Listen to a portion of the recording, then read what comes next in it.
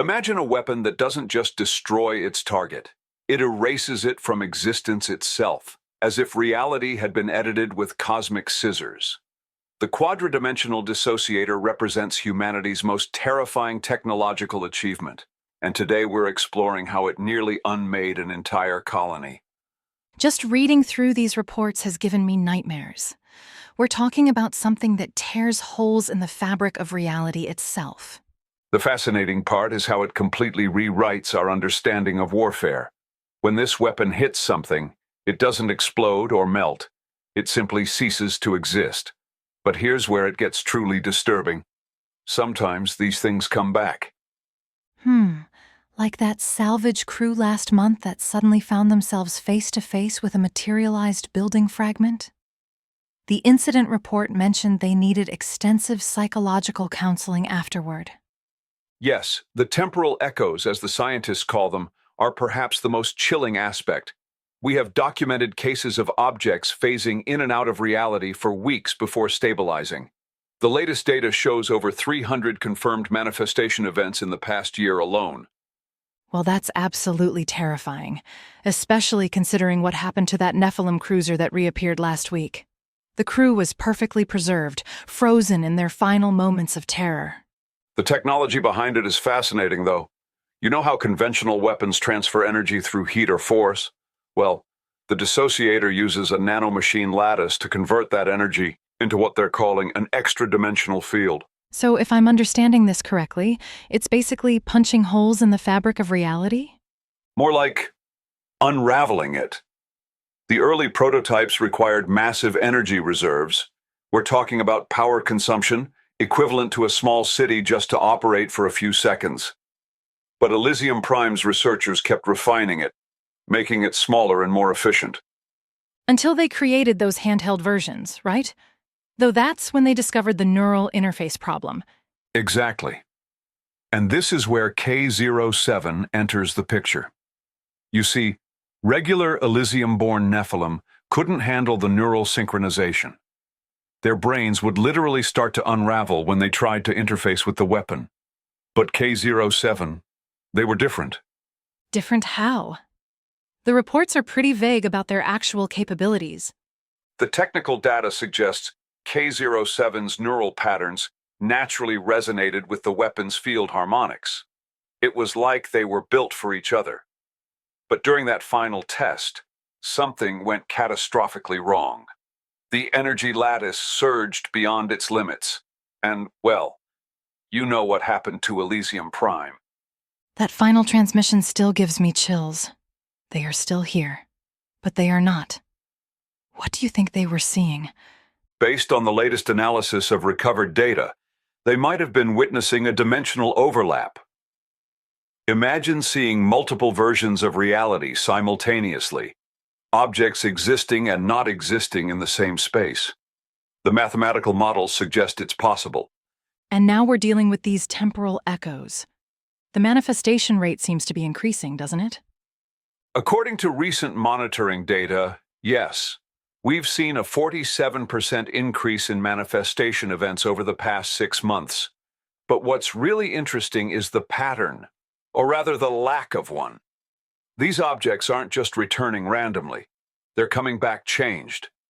You mean like those metal samples that phase through solid matter? Precisely. The latest lab results show that returned materials exhibit properties that violate our understanding of physics. We're seeing quantum states that shouldn't be possible, molecular structures that shouldn't be stable. And somewhere out there, those weapon schematics still exist. The black market price on even partial technical data has reached astronomical levels. That's what keeps military strategists up at night.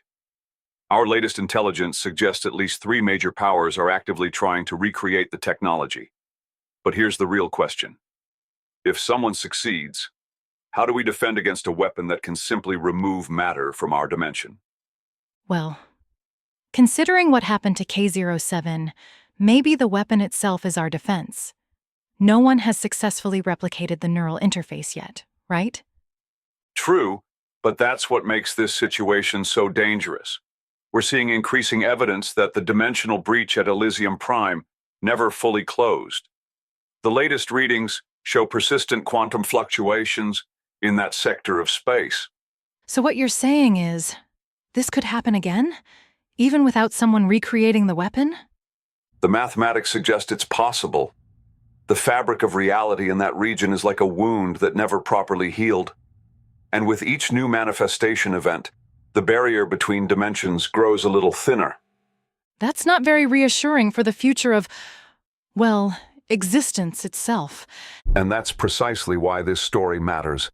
The quadridimensional dissociator wasn't just a weapon.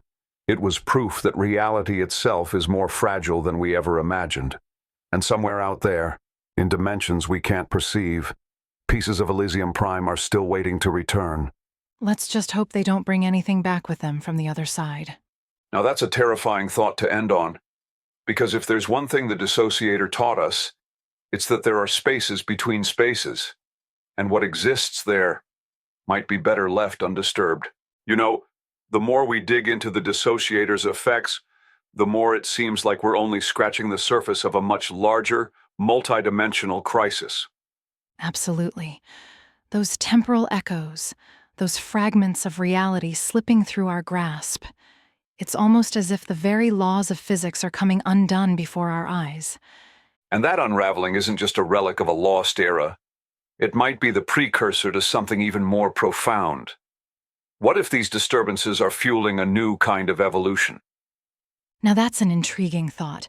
Imagine technology so advanced it transforms the very nature of its users, melding organic flesh with dynamic nanomachine ecosystems.